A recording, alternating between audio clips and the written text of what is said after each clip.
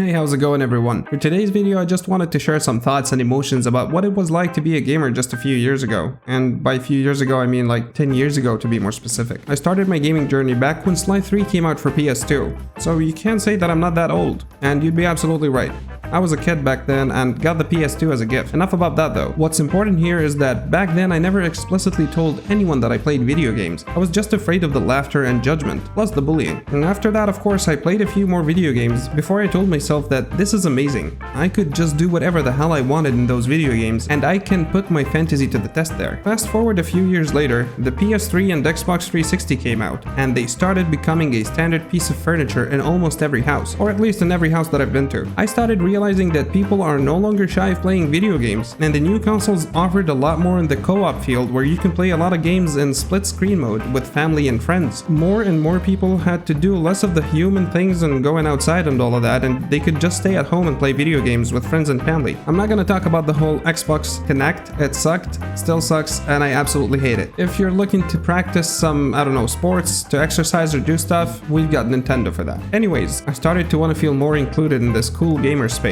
So the first thing that came to my mind was to get an Xbox 360 or a PS3 if the first option doesn't work out. I've gotta say, I didn't exactly know how the hell I was gonna buy it. I was a kid, no job, no money, nothing. So yeah, I stopped playing video games back then, and I still had the idea in the back of my mind that video games were nerdy and this hobby is best kept as a secret that could only be shared with a few people. Fast forward until like, I don't know, 10th grade, I got enough money back then to buy a PC instead of consoles. I knew absolutely nothing about PCs and went ahead and bought myself a PC thinking that I'll just turn it on and play games on it like the PS2. Nope, I had to do a lot of updates, driver downloads, breaking my PC a couple of times because of this, and I had to learn how to reinstall Windows on it. After that though, this was it. I was officially back to the gaming scene with absolutely no knowledge of what games were coming out. I bought Prototype 2 as a first game for PC and I absolutely loved it. The graphics, everything, the mechanics, I don't know man, it was just a new experience and it was so immersive for me. I still kept gaming something personal and wouldn't share a lot about this hobby with people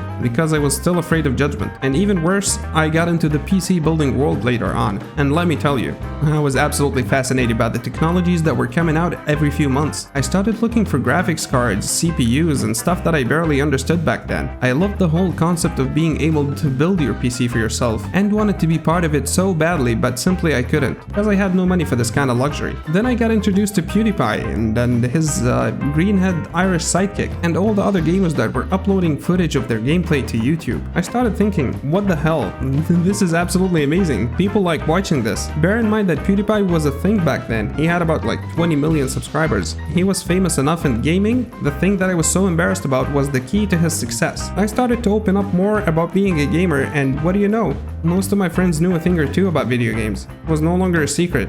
A lot of people loved video games already. So I did some further research to see what happened. What was the thing that made video games so acceptable or even popular? I found out that I was a bit late actually. Games were popular ever since 2010, and people used to participate in tournaments more often, and the whole esports genre was blowing up more and more year after year. This made me sad honestly. Games are cool now, and I wasted a lot of time not playing video games because I was shy and I had other interests. Until of course the past few months when I started this channel. I love video games and I think that they're just a big part of my happiness in this world. Now enough of this drama, I'm just gonna go ahead and move on to esports and huge tournaments held for them. Big football fields filled with sweat, tears, enormous amounts of junk food, and with people who could have been identified as nerds just a few years ago. The first major esports tournament was held in 2017. Now there was multiple esports tournaments back in that year. The total esports prize money awarded out amounted to $110.6 million from a total of 3,765 tournaments, according to the esportearnings.com website. The biggest prize pool from a single tournament, a whopping $24.6 million at the International 2017.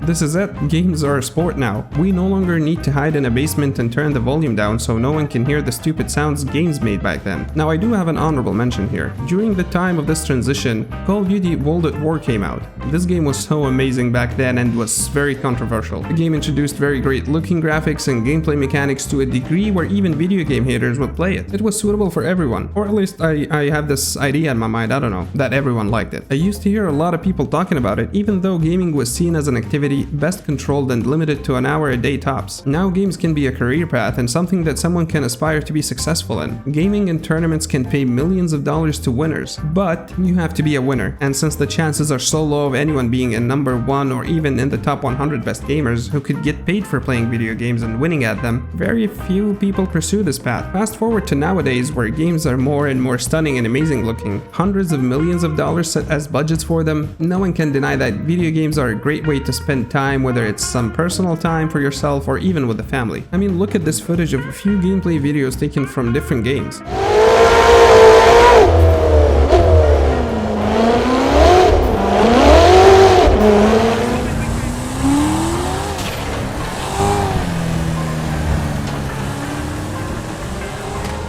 It's a huge change, from playing 2D games in arcade centers to being able to fully build a room or studio just for gaming so that you can get the most immersive experience. Now for the last main part of this video, tech giants cashing in on gaming. We've got more peripherals targeted for gamers nowadays than ever before. We've got gaming mice, keyboards, chairs, desks, microphones, and even gaming furniture. You can even buy a gaming couch or buy a gaming themed phone case. And phones got into the gaming scene as well, since more demanding games were releasing for smartphones, like PUBG and Call of Duty Mobile.